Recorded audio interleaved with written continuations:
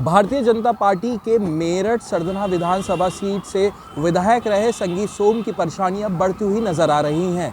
संगीत सोम के खिलाफ 2022 में विधानसभा चुनाव के दौरान मुकदमा दर्ज किया गया था, जिसमें अब चार्जशीट लग चुकी है। एफआईआर की कॉपी इस टाइम TV9 के पास उपलब्ध है और सबसे पहले हम एफआईआर दिखाते हैं। एफआईआर का नंबर 75 है साल 2022 और इसमें जो धाराएं लगी हुई है उसका आपको विवरण भी बता देते हैं और कौन कौन सी धाराएं। 332 आईपीसी है, जिसमें सरकारी अधिकारी के साथ मारपीट का आरोप लगा था, तो 332। उसमें 353 लगी है सज़ा जिसमें दी जाती है, 504 506 जो धमकी वगैरह होती है। और इसमें बड़ी धाराओं में अगर देखा जाए तो 392 है जो लूट की धारा होती है, यानी कि संगीत सोम के ऊपर लूट का भी आरोप लगा है।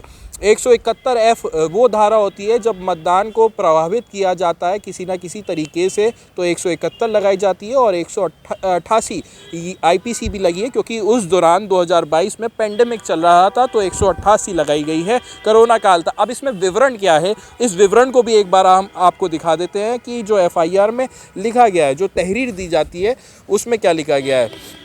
ये एफआईआर का विवरण है जिसके हिसाब से मुकदमा दर्ज हुआ है।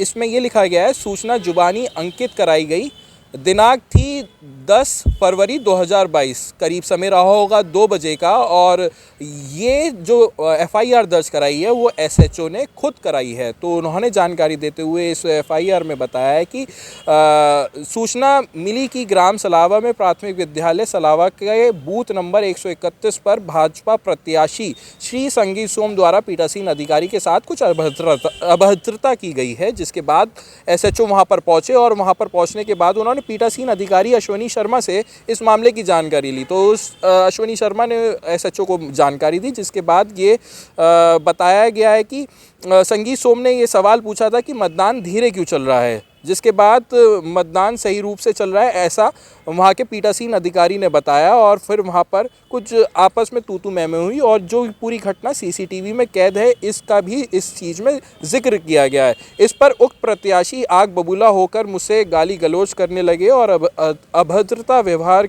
करते हुए थप्पड़ मार दिया। ये आरोप संगीत सोम के ऊपर लगे हुए हैं और जिसकी पूरा जिक्र किया गया है कि सीसीटीवी में ये सारी चीज़ें कैद भी हुई है। इसी मामले को लेकर अब संगीत सोम के खिलाफ चार्जशीट लग चुकी है। अब ट्रायल शुरू होगा। अगर उन पर सज़ा सुनाई जाती है तो संगीत सोम को जाहिर तौर पर ये कहा जा सकता है कि जेल में जाना पड़ सकता है और उनकी परेशानियां और बढ़ सकती हैं, जिससे राजनीतिक रूप से भी उनका नुकसान हो सकता है। अनमोल शर्मा, TV9 उत्तर प्रदेश, मेरठ।